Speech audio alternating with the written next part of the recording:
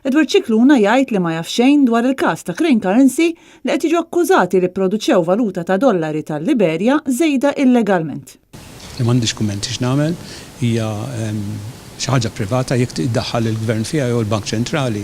Mhux qed indaħħal il-Gvern. Li qed ngħid huwa li jekk huma involuti nkun nista' nġib l-informazzjoni u wieġbek, però m'għandix din l-informazzjoni. L-għada li ġiet inawgurata l-fabrika f'Malta, il-Gvern tal-Liberja fetaħ kawża kriminali kontra Crane Currency b'akkużi li din il-kumpanija aċċettat il fuq minn $800,000 Amerikan biex tipproduċi aktar karti ta' valuta ta' dollari tal-Liberja milli suppost.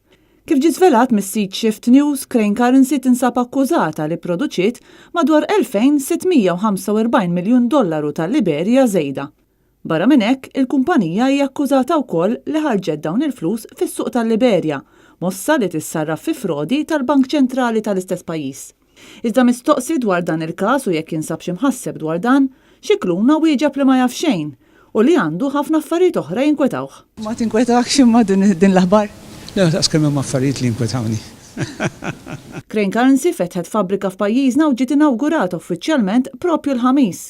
Skont Joseph Muscat, Keith Kembri kien kruċjali fin-negozjati biex ġiet Malta din il-kumpanija.